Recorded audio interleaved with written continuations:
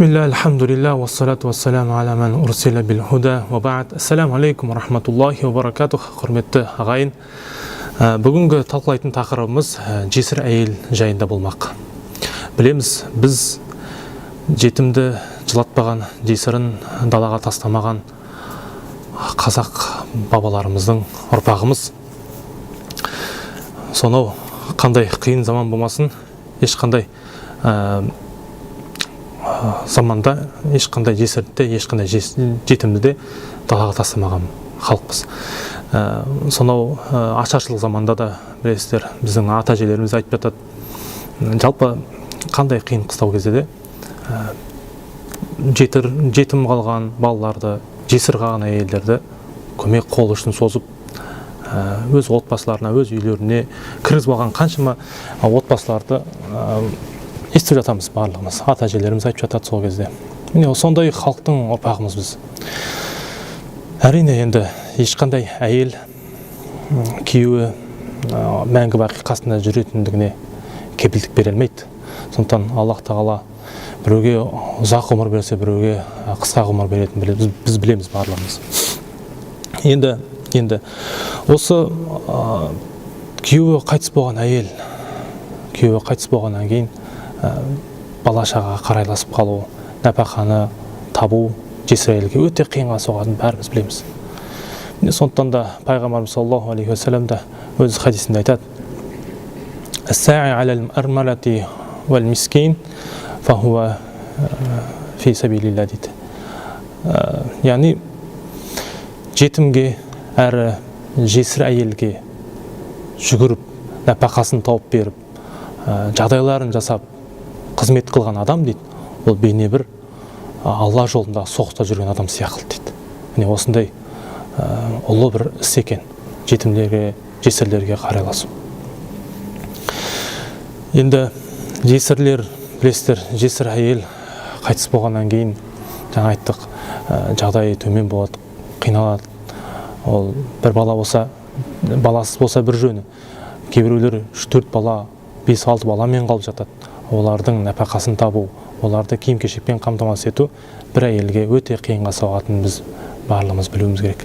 Енді сондықтан да дінді қатты күшті ұстанған біздің қазақ аталарымыз әмеңгерлік деген салт дәстүрді жөнге жолға салғанын біз білеміз. Сол әмеңгерлік жесірді де жылатпай, жетімді де жылатпайтын болған. Яғни жарайды, әйелге күйеу табылар, бірақ балаға әкете алмайды ғой. Балаға туған туысқаны талмайды ғой. Сондықтан да сол нәрсені жіті қадағалаған қазақ аталарымыз әмеңгерлік деген жолды салған, білесіздер. Яғни мысалы ағасы қайтыс болса, бір жігіттің мысалы, ол ағасының бала-шағасы бар, әйелі бар, балалары бар. Міне сол жеңгесі, біреудің жеңгесі сыртқа кетіп, басқа жаққа қарай кетіп қалмас үшін соны әмеңгерлік ретінде өзіне әйел қылып алатын болған жеңгелерін, немесе келіндерін. Мысалы, ол біздің қазақ атамыздың салт дәстүрі, білеміз. Сондықтан ол біріншіден әйел де бөтен жаққа бармайды, өзінің бойсұнған, өзінің бой үйреткен сол бұрынғы әулетінде қалады. Сонымен қатар бала-шағасы да, яғни балаларда, жетім балаларда жетімсіремей, басқа еркектің қол астында өгей әке іздеп, ондай әке қандай болады, онда білмейміз. Сондықтан да сондай қиын қыстау замандардан, уақыттардан арылады. Яғни өзінің жаңағы әкесінің інісіне тұрмысқа шығатын болса, әйелі жаңағы қайтыс болған. Онда сол әйел өзде қиыншылық шекпейді. Сонымен қатар балалары да жетімсіремейді. Міне, осындай әмеңгерлікті жолға салған біздің қазақ еліміз. Енді Алла субханаху ва тағала осы жесір жайында былай деп қасиетті Құран кәрімде айтады: «Стаъизу билла валлазина ятаваффауна минкум ва язаруна азваджан ятараббасна би анфусихинна арбаату ашхури ва ашра». Яғни күйеулері қайтыс болып, араларынан біреудің күйеулері қайтыс болып, артында әйелі мен бала шағаларын қалдыратын болса, ол әйелі, күйеуі қайтыс болған әйел 4 ай 10 күн ғиддат мерзімін тоссын дейді. Яғни ғиддат мерзім деген сол 4 ай 10 күн бойы ол тұрмысқа шықпайды. Басқа күйеуге, басқа жаңағы сөз айтып берген еркекке тұрмысқа шықпайды. Не себепті? Өйткені ол біріншіден жатыры тазару керек. Өйткені арада білесіз, жаңағындай жақындасқан болған болса, күйеуімен, алғашқы күйеуімен, онда сол 4 ай 10 күн тосу керек. Жатыр тазарған нақты белгілі болу үшін. Ал егер де күйеуі қайтыс болған әйелдің, жесір әйелдің аяғы ауыр болатын болса, онда Құранда Аллах Тағала ол жайында «Ва улатул ахмали ажалухунна ай ядъна хамлахун» деп келетін аят бар. Яғни аяғы ауыр әйелдер сол нәрестені босанғанша тоссын деген. Яғни олардың мерзімдері сол деген. Яғни олар 4 ай 10 күн тоспайды. Қашан балалары дүниеге келеді, сол уақытқа дейін тосады. Сосын барып босап, ары қарай басқа еркектерге тұрмысқа шыға беруіне болады. Міне әмеңгерлікте қазақ атамыз осындай мерзім біткеннен кейін жасайтын болған. Сондықтан да жесір әйелдерге қол ұшын беру ол өте үлкен сауап екен. Кейбір қазақ елімізде, біздің қоғамда кейбір жаңсақ пікір бар ғой. Жесірлерге барып қою арасында сауап қой деп солай түсінеді. Жоқ, ол барып қою ол зина. Яғни ешқандай некесіз арада, байланыссыз барып жақындасу ол үлкен күнә болып есептеледі. Сондықтан да сауап жинаймын деп күнәға батады ондай адам. Сондықтан да қарайласу, оған көмектесу ондай жолмен емес. Егер де шынайы сен көмектесін кеп тұратын болса, шынайы жаның ашып тұрса оларға, онда оны өзіңе әйел қып ал. Өзіңе әйел қып ал. Екінші әйел қып ал. Әрине енді бала шағасы бар, жетім балалары бар, жесірді ешкім бірінші әйел қып алмайтын шығар. Енді мүмкін жасы келіп қалған үлкен кісілер алмаса, енді жас жігіттер көбісі ала қоймайды бірінші әйел ретінде, екінші әйел, үшінші әйел ретінде алып жатыр. Сондықтан егер де шынайы қайырымдылық жасағыңыз келіп жатса, көмектесіңіз келіп жатса, онда екінші әйел қылып алыңыз.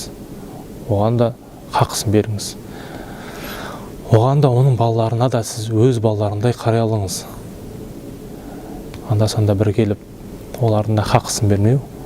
Білесіз, екі әйелді бірдей ұстамайтын болса, хақысын, қажеттіліктерін дұрыс өтемейтін болса, Пайғамбарымыз айтады, ертең қияметте ондай адам сал адам болып келеді дейді. Яғни бір жағында денесінің бір жағында жаны бар, бір жағында жаны жоқ болып келеді дейді.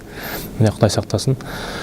Сондықтан да ол өте оңай нәрсе емес. Әрине, Аллах Тағала қасиетті Құран Кәрімде бізге 4 әйелге дейін алуға рұқсат берген, бірақ міндеттемеген. Сол нәрсені білу керек. Ол жайында Аллах Тағала «Фанкиху ма таба лакум минан нисаи масна ва суласа ва руба ва ин хифтум фавахида» деп келетін аят бар, білесіздер. Яғни өздері ұнаған 2, 3, 4 әйелден алыңдар дейді. Бірақ егер де «ва ин хифтум ан та'дилу фавахида» дейді. Егер де араларында әділеттік сақтаудан қорқатын болсаңдар, онда біреу сендерге жеткілікті дейді. Досы, жесір болып қалған әйелдер сабыр етсе, тұрмысқа шықпай. Жалпы бала шағасын өзі қарайласып, немесе туған туысқандар болса көмектесетін қасында, жалпы тұрмысқа шықпай, нәпсісін тыйып сабыр ететін болса, ұлы сауап екен оларға. Ұлы сауап бар екен. Өйткені Пайғамбарымыз айтады, қияметте 3 адам бар дейді. Ертең аршын көлеңкесін саялайтын. Оның біріншісі василур рахим, яғни туған туысқандармен қарым-қатынасын нығыздаған, бекіткен. Яғни әрқашан туған туысқандармен қарым-қатынасты үзбей жүрген адам, ол ертең қияметте аршын көлеңкесінің астына ие болады екен иншалла. Сонымен қатар күйеуі қайтыс болып, өзі бірнеше баламен жалғыз қалған әйел дейді. Ол тұрмысқа шықпай, бала шағасын жетілдіріп, бала шағасын өсіріп, ұлын ұяға, қызын қияға қондырған әйел, міне ертең қияметте істейді екен, сол аршының көлеңкесінің астында болады иншалла. Сонымен қатар, үшінші ол жаңағы адамдарға тамақ беріп, үйіне қонақ күтіп, қонақтың хақысын дұрыс берген адам да ертең қияметте аршының астында көлеңкесінде болатындығы жайында пайғамбарымыздың хадисі бар. Міне сондықтан да әйел адам әрине өзіне күйеу табылар, бірақ балаларына әке табылмайтынын білу керек. Туған әкесіндей әке бола алмайды ешкім. Міне сол нәрсені білу керек. Сондықтан да соған шыдап, балаларыма дұрыс бір әке бола алмайды ғой бәрібір деп сабыр етіп тұрмысқа шықпайтын болса да үлкен ұлы сауаптар бар екен. Міне сондықтан да Аллах Тағала біздің елімізді хайырлы, осы аталарымыздың жолын жалғастырған, жетімін жылатпай, жесірін далаға қалдырмаған елдің ұрпақтары қалды. Әлі де сол қасиет бойымыздан жоғалмай, жетімдерімізді жылатпай, жесірлерімізді далаға қаңғыртпайық. Субханакаллахумма бихамдик, нашһаду ан ла илаха илля ант, настағфирук ва натубу илейк.